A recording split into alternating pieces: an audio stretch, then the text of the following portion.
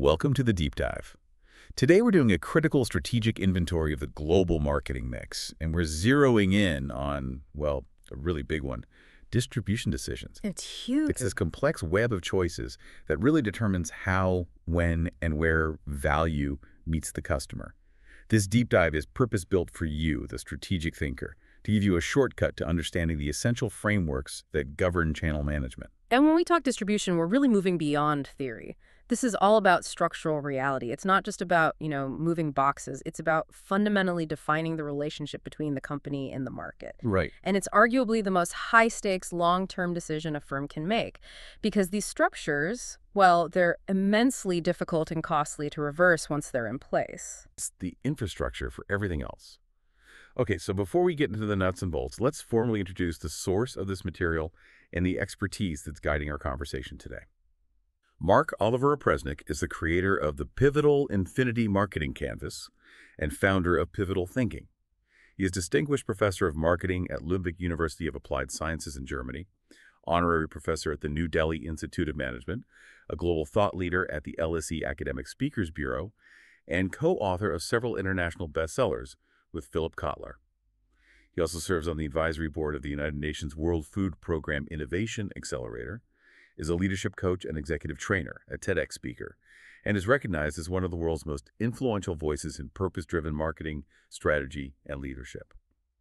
That sets a pretty high bar for our discussion. So let's start at the absolute beginning. What is the core mandate of distribution in a strategic context? Okay, so at its most fundamental level, distribution relates to all decisions, and I mean all of them, that deal with the way the product gets to the end consumer. It's the pipeline design, the flow control, all of it. And why the heavy focus?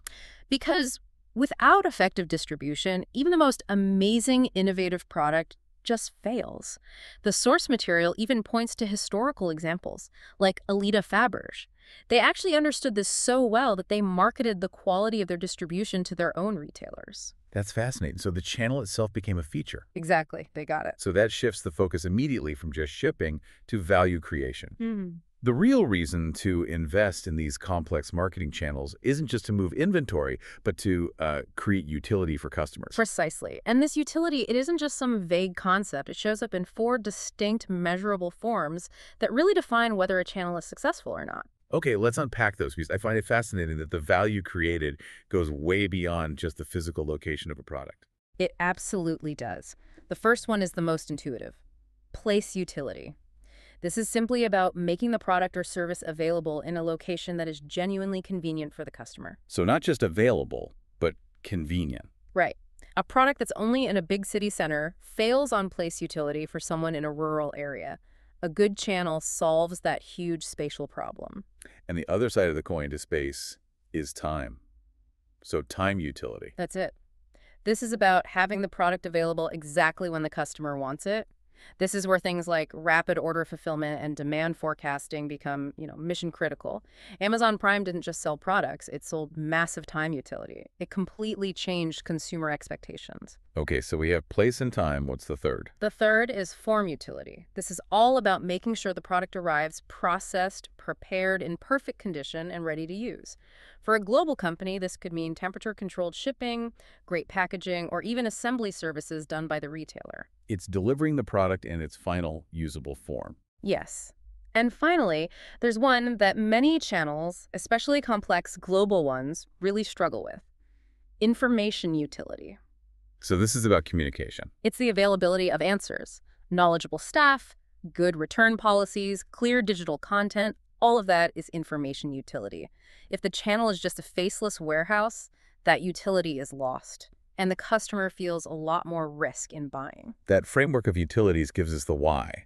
So now we need the specific language we should be using so everyone's on the same page. Exactly. We need to clarify these technical definitions to avoid confusion. Let's do it.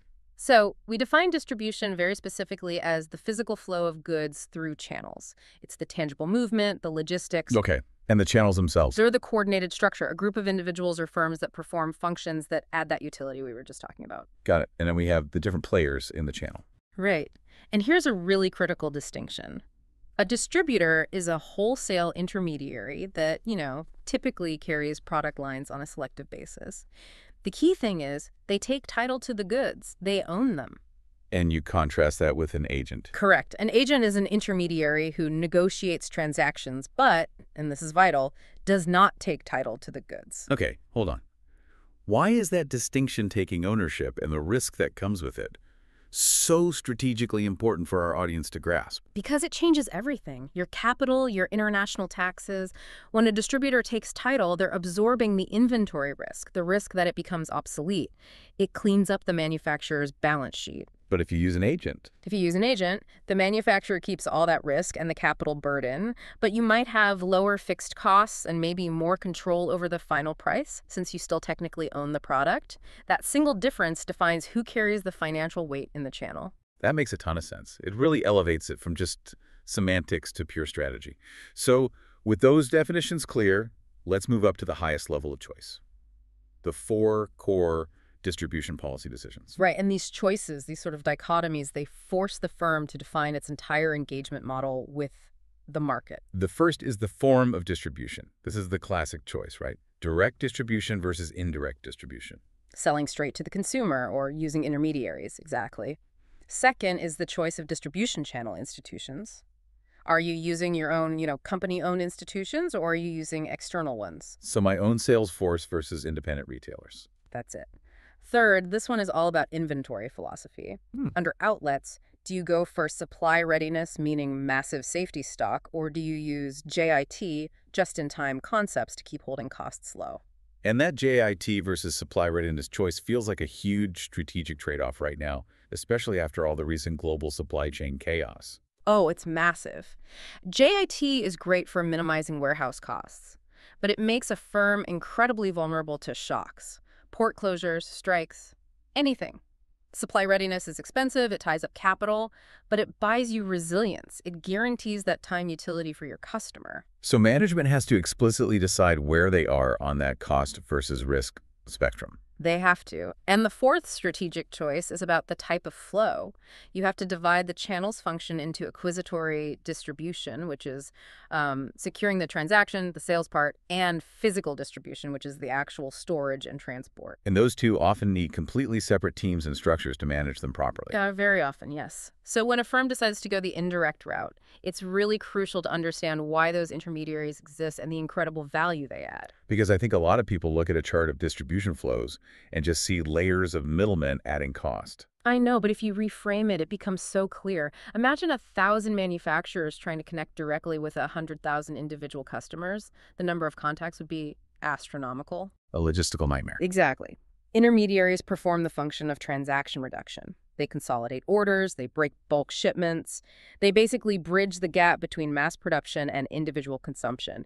And in doing so, they actually lower the final cost to the consumer. Which brings us back to the idea that channel structure is the most important long-term marketing mix decision a firm can make. Without a doubt. And once it's built, that structure has to manage these complex multi-directional connections across 3 critical dimensions. Okay, what are they? The first is the most obvious, the physical movement of goods and services, the trucks, the boats, the warehouses. The second is the legal thread, the transactional title flows. This determines who legally owns the goods at any point, which dictates liability, insurance, everything. And third, the engine of any modern distribution system, information and communication flows. This is the data stream, sales data moving up, market intelligence moving up, promotional support moving down. A breakdown here is usually the first sign of a big problem in the channel. So to make this more concrete, let's walk through some of the typical channel architectures, starting with consumer goods, which seem to be the most complex. They usually are, just because of the sheer volume. For consumer goods, we typically see 4 main configurations. The simplest is what we call a zero-level channel. Producer, straight to consumer. Correct. Like a company's website or a factory outlet store. Exactly. Yeah. Add 1 layer and you get the 1-level channel. Producer to retailer to consumer. That's your standard for big chains like Walmart or Target. Then you add a wholesaler. Right, the 2-level channel. Producer to wholesaler to retailer to consumer. This is vital when the retailers are small and numerous, like independent mom-and-pop stores that can't buy a whole truckload from the factory. And the most complex. That's the 3-level channel, which adds a facilitator. Producer to agent to wholesaler to retailer to consumer. You often see this when a company is entering a new international market. and needs that specialized negotiation help. Okay, and what about for services? It must be simpler. Much shorter, yeah. Because with services, production and consumption are often happening at the same time, so the dominant path is direct. Service provider to consumer or industrial customer. Think of your dentist or consultant. And the alternative would be using an agent. Right. Service provider to agent to consumer. The agent facilitates the booking or the contract like a travel agent or an insurance broker, but the service itself is still delivered directly. So once you have that structure in place, the next big decision is about market exposure, the market coverage strategy. This has to impact everything from brand identity to logistics. It dictates so much. Yeah. And we really define 3 core strategies here on a spectrum from maximum saturation to maximum control. At one end, we have intensive distribution. The goal here is just saturation. Get the product into every single possible outlet. It's mandatory for things like candy and toothpaste, low-cost convenience goods. If the customer doesn't see it right there, they'll just buy the competitor's product. There's no searching involved. Okay, so what's in the middle? In the middle, you have selective distribution. Here, you use more than one intermediary, and this is key, not all of them. This lets you build better relationships with your retailers and maintain a bit of control. It's common for things like televisions or home appliances. And at the far end of the spectrum. That's exclusive distribution. You grant very limited rights, often to just one dealer in a whole geographic area. The goal here isn't volume, it's control. Control over pricing, service, brand presentation. This is essential for things like luxury cars or prestige clothing brands. And you can't just pick one of these out of a hat. There must be a rigorous evaluation process. There has to be. Before you commit, you have to evaluate all your potential channel alternatives against 3 key criteria. The first has to be the numbers, right? Economic criteria. Absolutely. You have to do the financial modeling. What are the realistic sales? What are the costs to support this channel? What's the bottom line? Okay, what's second? The second is control. How much influence does the manufacturer actually keep? Do you want to dictate the price? Train their staff. An exclusive channel gives you maximum control. An intensive one gives you almost none. And the less control you have, the more vulnerable your brand image is. And the third, which feels more important than ever, is adaptive criteria. Yes. How flexible is this channel? Can it adapt to changing market conditions? A channel that's locked into old agreements will struggle to pivot. Nimbleness is a huge strategic asset. So once that architecture is chosen, the job isn't done. The focus shifts to keeping it healthy. Immediately. Channel management is an ongoing process, and it really comes down to 4 key steps in sequence. Step 1 has to be picking the right partners, selecting channel members. Meticulously vetting them, yes, based on a financial stability, market reach, and, strategic alignment. Step 2, managing channel members. This is the day-to-day work, right? Communication, defining roles. All of that. Then step 3, motivating channel members. This is so crucial. They are independent businesses. You have to give them incentives beyond just margins. Co-op advertising, training, sales contests. You have to make your product easy and profitable for them to sell. And finally, you have to measure performance. Step 4, evaluating channel members. Constantly. Tracking sales, inventory turnover, customer satisfaction, and sometimes you have to be ready to end the relationship if it's not working. On the topic of structures, we have to talk about franchising. It's such a powerful model. It really is. Formally, it's a licensing arrangement where the licensor grants the franchisee the right to do business in a prescribed, systematic way. You're basically selling a proven business playbook. And the genius of it is that the franchisee puts up most of the local capital Yeah. and takes on the operational risk. Exactly. And the licensor gets to scale the brand and collect fees. Internationally, the source points to 3 main forms. First, manufacturer-retailer systems, like car dealerships. Second, manufacturer-wholesaler systems, which is a bit less common. And third, the one we see everywhere, service firm retailer systems. Think fast food chains and big hotel brands. Now, there's a huge market trend that's kind of reshaping all these traditional structures. Yeah. The big move towards direct sales. It's a massive shift, and it's all driven by one thing: the desire for direct control. Losing control over your pricing, your messaging, your customer experience. It's just too risky today. Direct engagement gives you that control. The material gives us 2 classic case studies on this. Let's start with Vorwerk. the German appliance company. So Vorwerk had this really powerful vacuum cleaner, but it was complex, and honestly, it looked bad on a retail shelf. They just couldn't convince retailers to put in the effort to demonstrate it properly. So they were forced into a new strategy. They were. They made the pivotal decision to bypass retail completely and sell directly through highly trained sales reps. They took control of the demonstration because the product demanded it. And then on a global scale, there's Avon. The biggest direct sales organization in the world. Their key is that personal in-home support model. They own the customer relationship in a way that traditional retail just can't. So while some manufacturers are taking more control, there's an opposing force, right? The channel intermediaries themselves are getting more powerful. Oh, absolutely. The biggest trend here is retail concentration. The retail market is consolidating globally. This gives huge retailers enormous power as gatekeepers. They control who gets access to the customer. And what's driving that concentration? Two things, really. The internationalization of retail giants and the growth of powerful trade names. The retailers own private label brands. If a company like Walmart or Carrefour controls half the market access, they're the ones dictating the terms. And this is creating a kind of polarization in business models. A massive one. You see the discounters growing like crazy, but at the same time, the luxury segment and these big experience-driven flagship stores are also thriving. So who gets squeezed? The ones stuck in the middle, the traditional mid-market retailers. They don't have the price advantage of a discounter or the experience of a luxury store. And then the internet comes along and just fundamentally changes all the rules on them. That internet-driven world brings us to a really fascinating and kind of counterintuitive insight about customer behavior, the problem of customer choice overload. Yes, the famous jam experiment. This one directly challenges that old idea that more choice is always better. It's a psychological barrier every manager needs to understand. Okay, lay out the experiment for us because the results are really shocking. So researchers set up a display of specialty jams. In one scenario, they offered a huge assortment of 24 different kinds. In the other, a much more focused assortment of just 6 kinds. And what happened with the big display of 24 jams? Well, it attracted a lot of attention. 60% of people who walked by stopped to look. High initial engagement. But here's the picker. Only 3% of those people actually bought a jar. 3%. That's it. That's it. It works out to just 18 actual buyers for every 1,000 people who were interested. The sheer number of options created decision paralysis. Wow. Okay, so what about the smaller display with only 6 jams?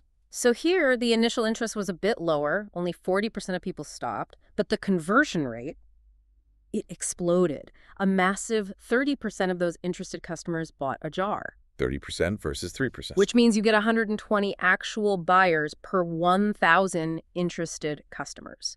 The insight is just profound. Reducing choice from 24 to 6 resulted in a massive increase in sales conversion. Strategic assortment planning is a powerful, powerful tool. That's incredible. It brings us back to the operational backbone of all of this, physical distribution and logistics. Right, and we're using the Kotler and Armstrong definition here. It's all about planning, implementing, and controlling the physical flow of goods, services, and information from origin to consumption. It's a tactical execution of the whole strategy. And for manufacturers who are managing these big indirect channels, a key tool for them is the distributor portfolio analysis. Yes, it's a great tool for figuring out where to put your time and money. It plots your partners on a grid based on 2 things. First, the percentage of your product in their total sales. And second, their annual growth rate in your category. Okay, so if we're picturing this matrix, it creates 4 different segments of partners. Exactly. Segment A is your ideal partner. They're highly reliant on, you say, 60% of their sales is your product, and they're growing incredibly fast, maybe 50% a year. You give them maximum support. Then you have segment B, the solid partner. Right. Moderate reliance, solid growth. They're reliable performers. You keep them engaged. Then we get to the danger zone, segment C. This is the really problematic one. They might account for a huge chunk of your sales, maybe 75%, so you feel dependent on them, but their growth rate is plummeting, say, negative 25% a year. And this is where management can get fooled by history. Totally. They see the high sales number and keep pouring resources in, but they're investing in the past, not the future. This segment is a massive failure risk, and it needs immediate, intense intervention. And finally, segment D. The low priority or exit segment. Low sales contribution. Steep decline. The goal here is to minimize your effort and eventually phase them out to free up resources for your winners in A and B. Speaking of control, The source also brings up the strategy of vertical integration. Right, which is simply the extent to which a firm owns the different stages of the distribution process itself rather than outsourcing them. It's the ultimate play for control, but it comes with a very high capital cost. And when a company is expanding globally, that selection process for foreign distributors becomes even more critical. It does, and the evaluation has to be really formalized around 5 key criteria clusters to manage that risk. First is financial and company strengths. Are they stable? Can they weather a storm? Second, product factors. How well does your product fit with what they already sell? You don't want to be competing with their own in-house brands for attention. Third, their actual marketing skills. Do they know the local market? Fourth is commitment. Are they really going to dedicate resources and prime shelf space to your product, or will it be an afterthought? And fifth, the practical stuff. Facilitating factors. Do they have the warehouses, the logistics, the local connections? And all of these decisions, from channel design to partner selection, they all ultimately rely on the physical movement of goods, which means picking the right transportation mode. The 4 main modes are pretty clear. Road for flexibility, water for low-cost, high-volume shipping, air for speed and high-value goods, and rail for bulk commodities over long distances. And the decision of which one to use comes down to a trade-off between 6 key factors. First is the obvious one, the cost. Second, the distance to the location. Third, and this is a big one, the nature of the product. Is it fragile? Does it need refrigeration? Exactly, that can completely change the calculation. Fourth, the frequency of the shipment. Is it a daily thing or a one-off? Fifth, the value of the shipment. High-value electronics might justify the high cost of air freight for security. And finally, sixth, the simple availability of transport. In some emerging markets, your options might be very, very limited. This has been an incredibly dense examination of distribution strategy. If we had to boil it all down to one single sentence, what would it be? I'd say this. Effective distribution is not just logistics. It's a long-term structural decision that's all about balancing maximum utility for the customer, the right amount of operational control, and adapting to huge market trends. A perfect summary. Distribution is the physical reality of your market strategy. And ignoring its complexity is, well, a guaranteed way to fail. For those of you looking ahead to complete your strategic toolkit, our next deep dive is going to cover the 4th essential element of the marketing mix: communication and promotion decisions. We invite you to subscribe to the YouTube channel of Professor Mark Oliver Opresnik for more insights derived directly from this essential material. It's a great way to keep advancing your knowledge.